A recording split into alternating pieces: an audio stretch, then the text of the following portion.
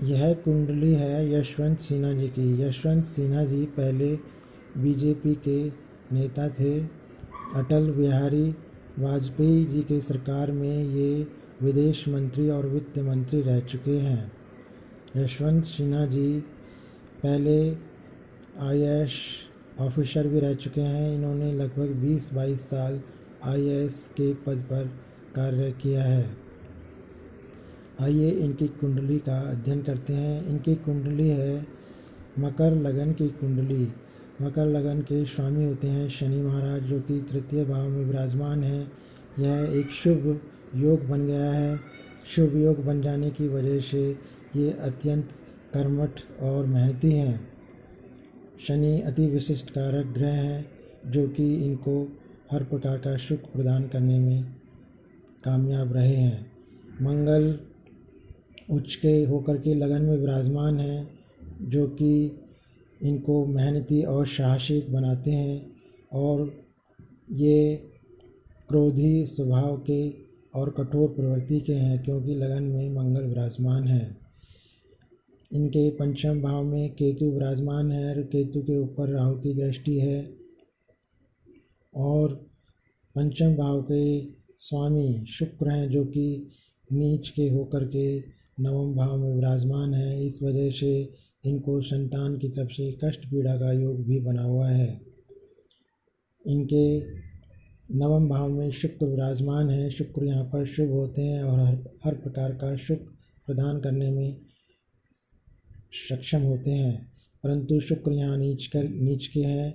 इस वजह से इनके वैवाहिक सुख में कमी आ गई। और क्योंकि चंद्र भी यहाँ पर राहु से पीड़ित है, चंद्र ग्रहण योग बना हुआ है, इस वजह से चंद्र और शुक्र दोनों ही पीड़ित होने की वजह से और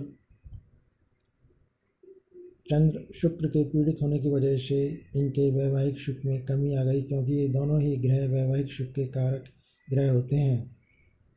ऊपर से सप्तम भाव पर मंगल की भी दृष्टि पड़ रही है। इस वजह से इनको वैवाहिक सुख में भी कमी रही है। 10वें भाव में सूर्य बुध का बुध आदित्य योग बना हुआ है। यह एक अच्छा योग होता है और व्यक्ति को किसी अच्छे क्षेत्र में ले जाकर पद मान प्रतिष्ठा और यश कीर्ति दिलाता है। केंद्र भाव में सूर्य बुध और मंगल विराजमान है। जब ये तीनों ग्रह केंद्र में होते हैं तो व्यक्ति आईएएस ऑफिसर होता है या राजनीति में होता है अथवा किसी अच्छे पद को प्राप्त करता है और व्यक्ति की ख्याति दूर दूर तक होती है। ऐसा व्यक्ति पद मान प्रतिष्ठा को प्राप्त करता है। 11वें भाव में चंद्र राहु विराजमान है। चंद्र राहु का ग्रहण योग बन गया है। ग्रहण योग बन जाने से इनको मानसिक पीड़ा का भी सामना करना पड़ता है, क्योंकि चंद्र मन का कारक होता है, जिस पर राहु और केतु की दृष्टि पड़ी हुई है। इस वजह से इनको मानसिक पीड़ा का योग भी बना हुआ है। गुरु 12वें भाव में स्वराशि के बैठे हुए हैं, जो कि विपरीत राजयोग बना रहा है। विपरीत राजयोग व्यक्ति को संघर्षपूर्ण जीवन से निकाल करके व्यक्ति को पदमान प्रतिष्ठा दिलाता है और व्यक्ति को सफल बनाता है। इस कुंडली में राजसत्ता का योग है, क्योंकि सूर्य बुध मंगल केंद्र में विराजमान है। कर्मठ योग है, क्योंकि शनि और मंगल बली होकर बैठे हुए हैं। चंद्र ग्रहण योग है, क्योंकि चंद्र के ऊपर राहु और केतु का शुभ प्रभाव है। बुध आदित्य योग है, जो कि सप्तम भाव में है, परंतु यहाँ पर सूर्य नीच के हैं। इस वजह से इनका कुछ बुध आदित्य योग कमज़ोर पड़ गया है, परंतु राजसत्ता का योग इनकी कुंडली में विराजमान है। संतान पीड़ा का योग इनकी कुंडली में है, क्योंकि पंचम भाव केतु राहु से पीड़ित हैं और पंचम भाव के स्वामी ग्रह शुक्र नीच के हैं और पंचम भाव के कारक ग्रह 12वें भाव में पहुंच गए हैं।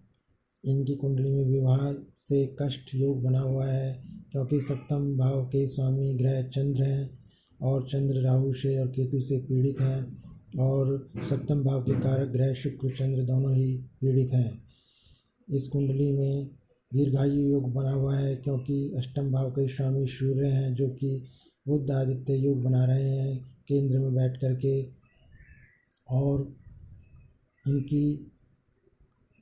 और इनके अष्टम भाव पर गुरु की भी दृष्टि पड़ रही है। इस वजह से ये दीर्घायु हैं। यह था यशवंत सिन्हा जी की कुंडली का अध्ययन। कृपया आप हमारे चैनल को सब्सक्राइब करें और हमारे चैनल की वीडियोस को देख करके ज्ञान और लाभ प्राप्त करें।